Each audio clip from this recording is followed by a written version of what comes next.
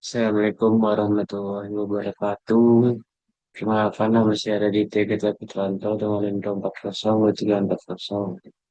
Di sini kami dari kelompok 3 akan menjelaskan landasan sosiologi dan antropologi pendidikan. Anggota kelompok kami diantaranya ada Ades Purnama, Kelvin Stanley, Malik Wiko, Muhammad Ilan. Selanjutnya,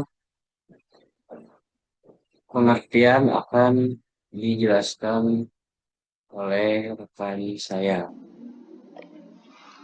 Halo guys, Assalamualaikum warahmatullahi wabarakatuh.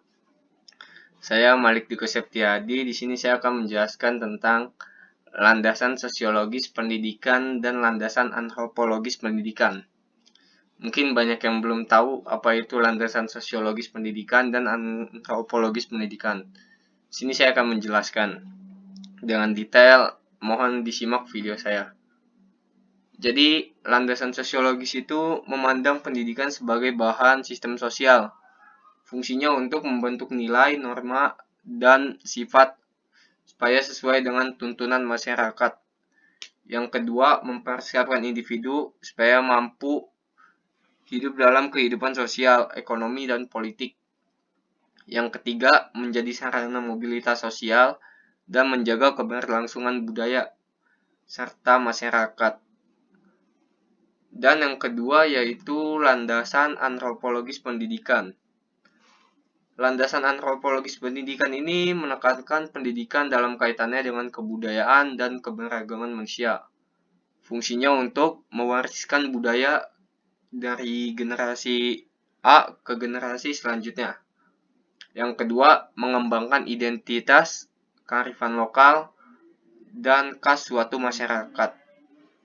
Dan yang ketiga yaitu menyesuaikan peserta didik dengan lingkungan sosial budaya tempat ia hidup, sekaligus membuka pada kebudayaan global.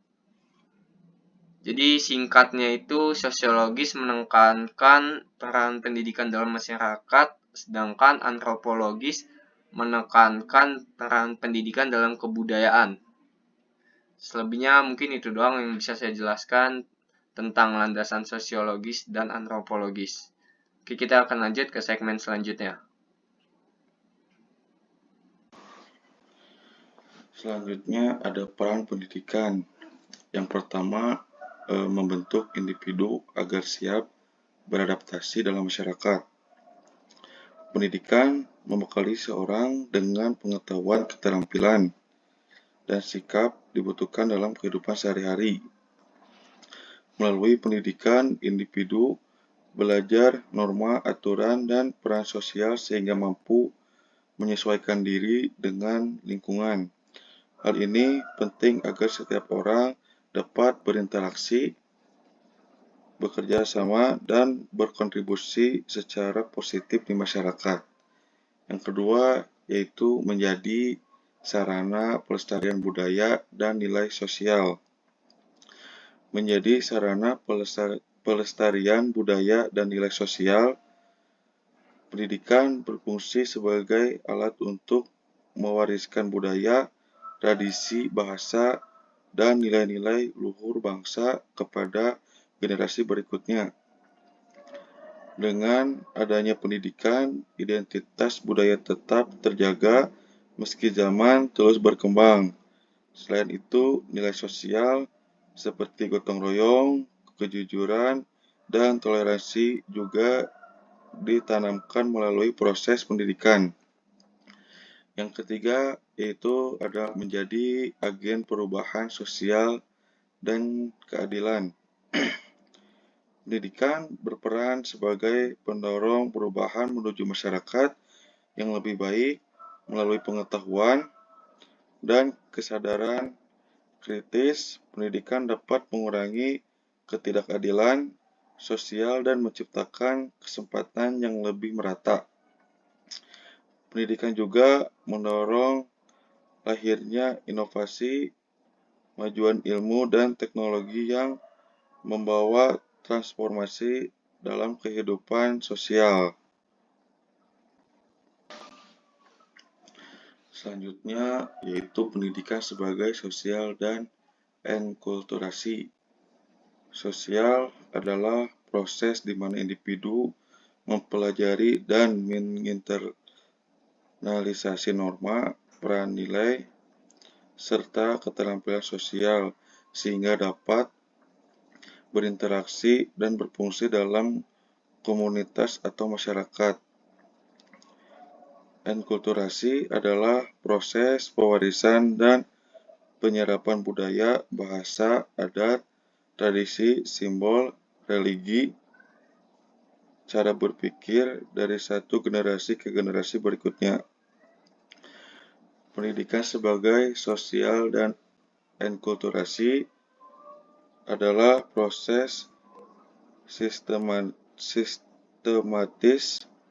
oleh keluarga, sekolah, media, masyarakat yang membentuk kemampuan sosial dan mewariskan budaya atau nilai-nilai sekaligus menjadi medium untuk mempertahankan identitas dan mendorong perubahan yang bertanggung jawab.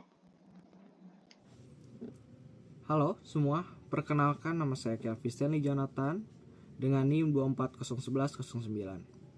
Kali ini saya akan berkesempatan untuk menjelaskan mengenai fungsi landasan sosiologi dan fungsi landasan antropologi dalam pendidikan. Pertama, fungsi landasan sosiologi. Sosiologi memandang pendidikan sebagai bagian dari kehidupan sosial masyarakat atau interaksi antar masyarakat. Fungsi utamanya adalah membantu kita memahami bagaimana pendidikan berperan dalam proses sosialisasi, yaitu membentuk nilai, norma, dan perilaku individu agar sesuai dengan tuntutan masyarakat. Dengan adanya landasan sosiologi, kita bisa memahami bahwa sekolah bukan hanya tempat untuk belajar ilmu, tetapi anak juga dididik untuk hidup bersama, untuk bekerja sama juga, lalu menyesuaikan diri dengan lingkungan sosialnya. Contoh, ketika upacara bendera setiap hari Senin, upacara bendera selain mengenalkan nilai kebangsaan, kegiatan ini membiasakan siswa untuk disiplin, untuk tertib, dan menghargai simbol negara sebagai bagian dari kehidupan sosial. Lalu mungkin ada kegiatan organisasi OSIS atau mungkin ekstrakurikuler di sekolah. Melalui kegiatan ini, siswa belajar demokrasi, kepemimpinan, dan bagaimana berinteraksi dalam kelompok. Mungkin ada seperti contoh lain diskusi kelas dengan aturan berbicara bergantian. Kegiatan ini menanamkan nilai menghargai pendapat orang lain yang juga berlaku dalam kehidupan masyarakat. Lalu kita masuk ke landasan antropologi. Jika landasan sosiologi adalah mengenai bagaimana kita diajarkan untuk bersosialisasi, antropologi menekankan pada peran pendidikan dalam melestarikan budaya, tradisi, dan identitas suatu masyarakat. Fungsi utamanya adalah membantu pendidikan agar tetap relevan dengan kebudayaan setempat, sekaligus mampu beradaptasi dengan perubahan zaman. Landasan antropologi juga mendorong agar peserta didik memahami perbedaan budaya dan memahami pentingnya keberagaman. Contoh, pembelajaran bahasa daerah seperti bahasa Sunda, bahasa Jawa untuk menjaga keberlanjutan bahasa sebagai warisan budaya lokal. Lalu perayaan hari besar, keagamaan atau adat di sekolah, seperti memperingati Maulid Nabi, Natal, atau upacara adat daerah. Hal ini memperkuat identitas budaya dan keberagaman. Dengan demikian, bisa kita simpulkan bahwa landasan sosiologi membantu pendidikan menyesuaikan diri dengan kebutuhan masyarakat.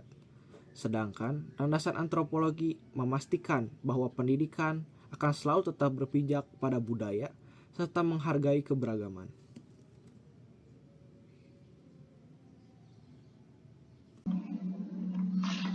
Oke guys, balik lagi dengan saya. Di sini saya akan menjelaskan tentang hubungan pendidikan, masyarakat, dan budaya.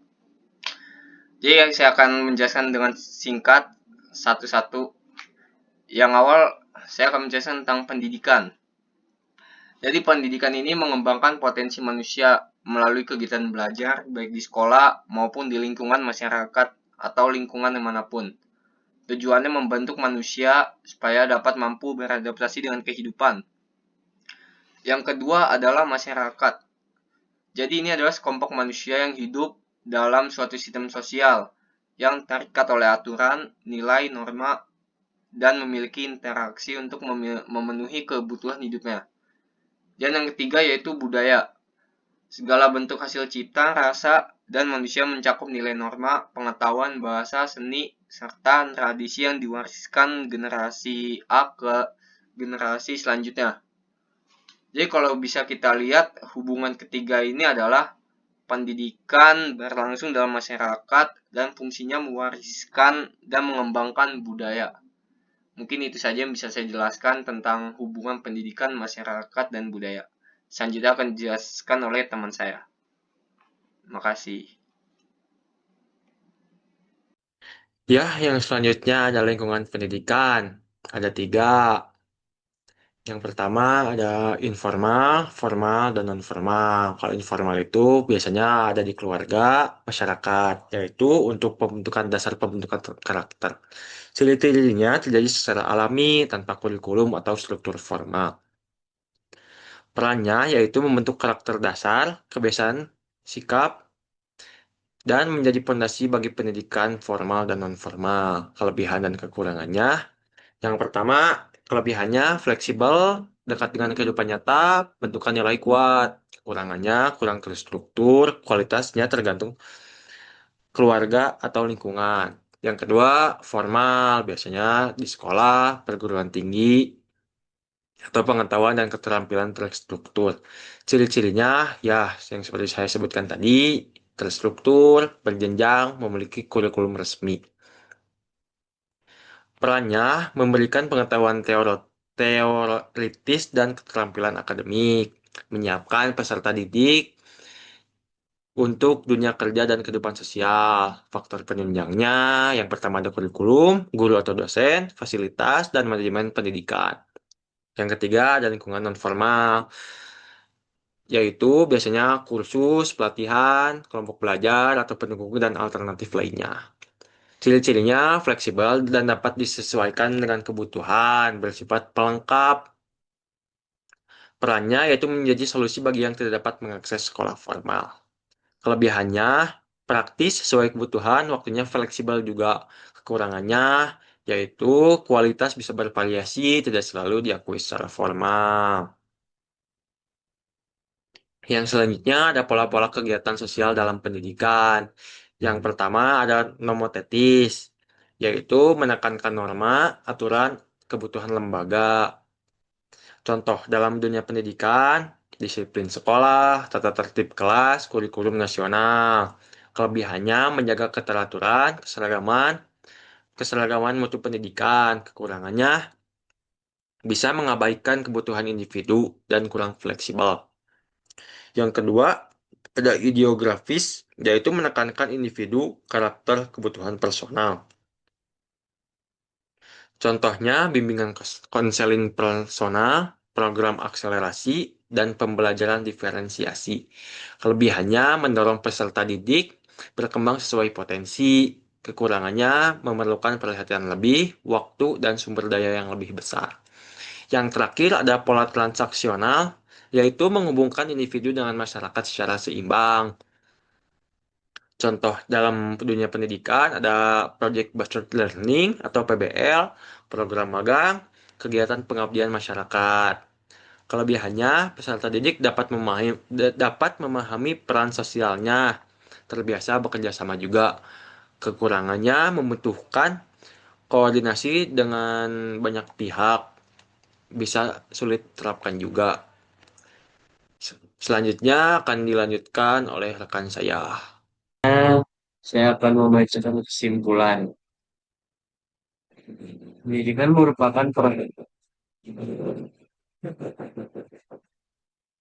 merupakan proses sosial dan budaya yang mencakup sosialisasi serta enkulturasi di mana manusia belajar untuk menyesuaikan diri dengan lingkungan dan nilai-nilai yang berlaku. Pendidikan berlangsung melalui tiga lingkungan utama, yaitu informal, formal, dan non formal, yang saling melengkapi dan dalam membentuk pribadi individu. Selain itu, terdapat tiga pola kegiatan sosial dalam pendidikan, yakni nomotetis, ideografis, dan transaksional yang menunjukkan keragaman pendekatan dalam interaksi sosial. Tujuan pendidikan tidak hanya untuk melestarikan budaya, memperlihatkan generasi masa depan, tapi juga untuk mentransfer nilai, pengetahuan, serta keterampilan agar individu mampu beradaptasi dengan perkembangan zaman. Dengan demikian, pendidikan berperan penting sebagai sarana pembentukan karakter, penguatan kesatuan, serta instrumen perubahan sosial menuju masyarakat yang adil, berbudaya, dan berdaya saing. Sekian dari kelompok kami, kurang lebihnya mohon maaf. Wassalamualaikum warahmatullahi wabarakatuh.